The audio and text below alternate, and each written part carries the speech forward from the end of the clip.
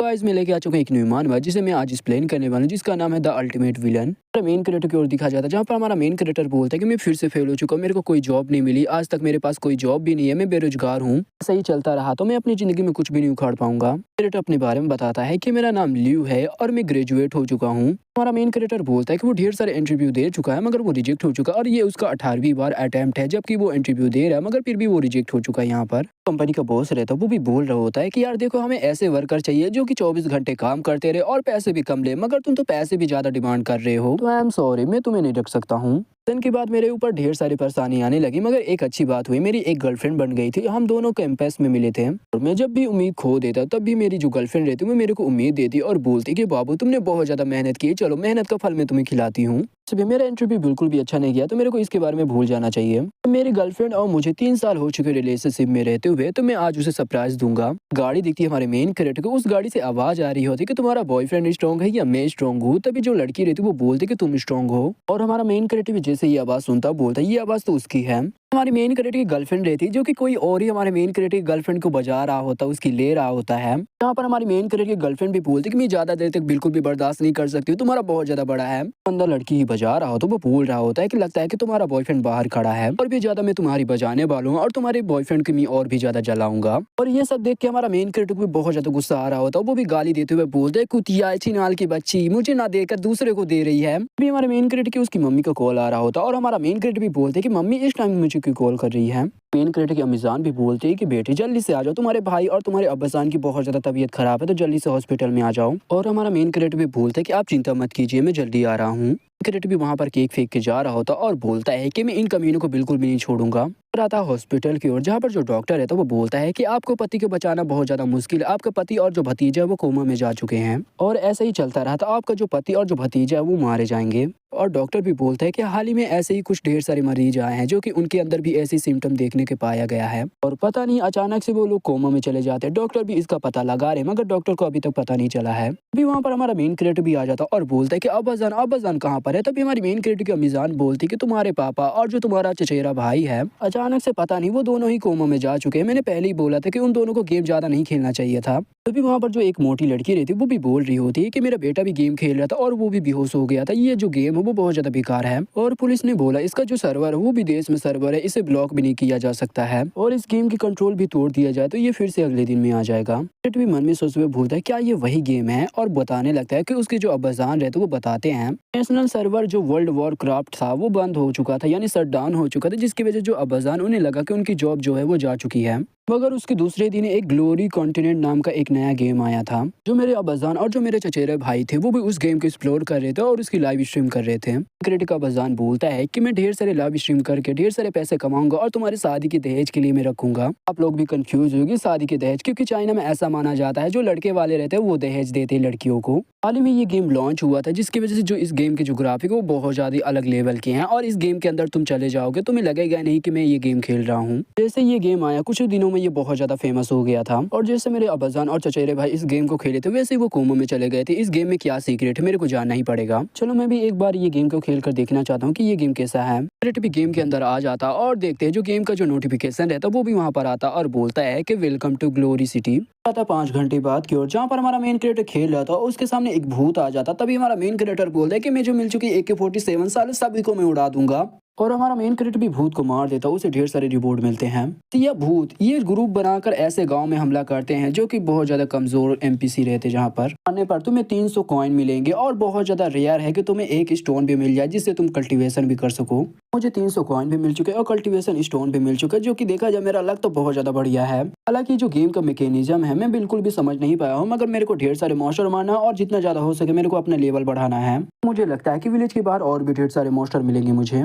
Creator के ऊपर बिजली से अटैक कर दिया जाता है, जहाँ पर हमारा मेन क्रिएटर भी चिल्लाता है कि अरे मम्मी रे ये किसने मेरे ऊपर अटैक किया। तो ये मैजिशियन ने ही मेरे ऊपर अटैक किया होगा। जैसे मैं विलेज छोड़ के गया वैसे ही उन्होंने देखा कि मैं अब अकेला हो चुका, वैसे मेरे ऊपर उन्होंने अटैक कर दिया। हमारा मेन कैरेक्टर का 180 का माइनस होता है उसका हेल्थ। वहाँ पर कुछ बंदे भी आ जाते हैं और बोलते हैं कि एक नूबड़ा जिसका लेवल भी कम है और ढेर सारे मॉन्स्टर को मारे जा रहा होता है और उसको एक कल्टीवेशन स्टोन भी मिल गया, चलो उसे मार के उससे छीन लेते हैं।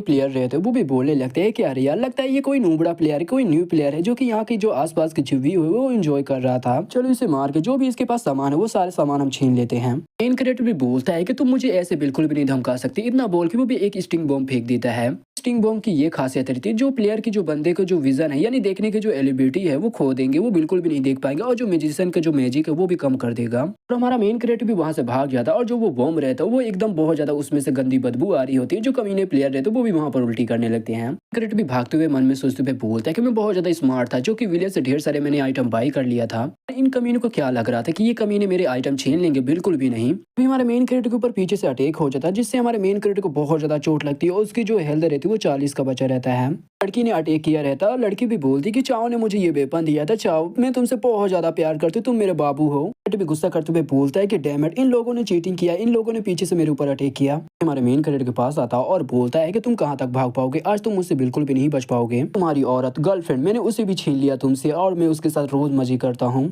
मारकर तुम्हारे पास जो कॉइन है वो भी ले लूंगा और जो कल्टिवेशन स्टोन है वो भी छीन लूंगा तुमसे। बोल के जो चाव रहता है वो भी हमारे मेन कैरेक्टर को मार देता है और जो हमारा मेन कैरेक्टर रहता है वो गेम में मरा रहता है, रियलिटी में नहीं। भी मन में सोचते हुए बोलता है ये तो एक गेम है मगर मेरे को पता नहीं, मेरे को बहुत ज्यादा दर्द हो रहा है, सीने में बहुत ज्यादा दर्द हो रहा है और मेरे को दिखाई भी नहीं दे रहा क्या मैं मर रहा हूँ। जाने लगते हैं कि भाई लॉर्ड प्लीज जागिए, आप फाइनली यहाँ पर आ गए। मेन कैरेक्टर अपनी आंखें खोलता है, उसके सामने दो कमाल की लड़की रहती हैं। पहली लड़की रहती है वो बोलती कि मेरे राजा आपका स्वागत है यहाँ पर। तभी दूसरी लड़की भी बोलती कि मैंने आपको बहुत दिनों से नहीं देखा, मेरे को आपकी बहुत ज्यादा याद आ रही थी।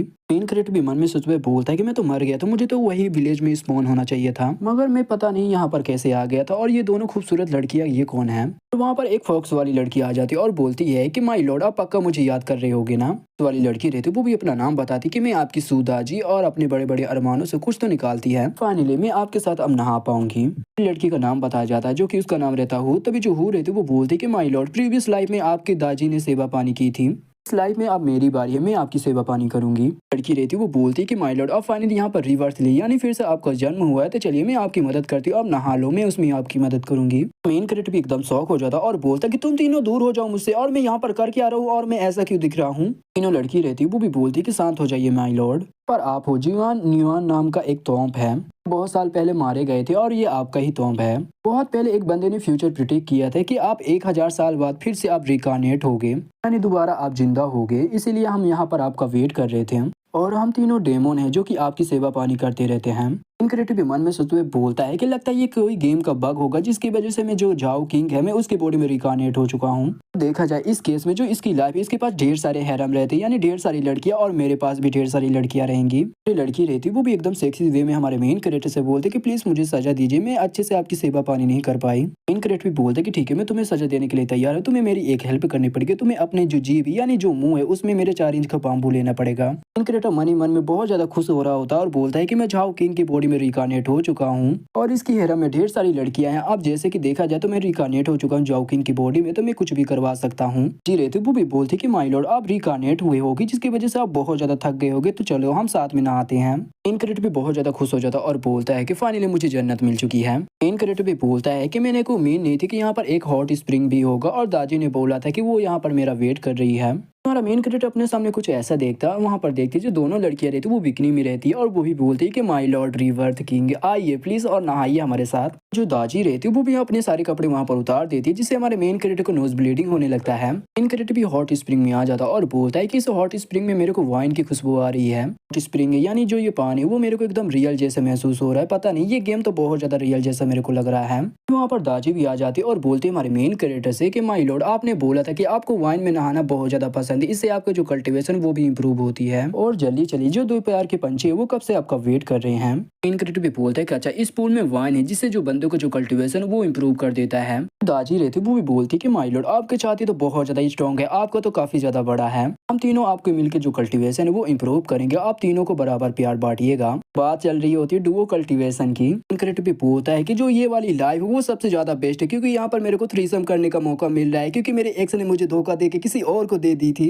यहाँ पर मेरे को तीनों लड़कियों को लेने का मौका मिल रहा है, मैं इस मौके को बिल्कुल भी नहीं छोड़ने वाला हूँ। रेतु वो बोलती ये बहुत ज्यादा लंबा और बहुत ज्यादा हार्ड है, मैं इसे ज्यादा देर तक अंदर लेकर नहीं रख सकती हूँ। रेतु वो बोलती कि माय लॉर्ड मेरा तो निकल गया और दोनों लड़की भी बोलती कि माय लॉर्ड मेरा भी निकल गया।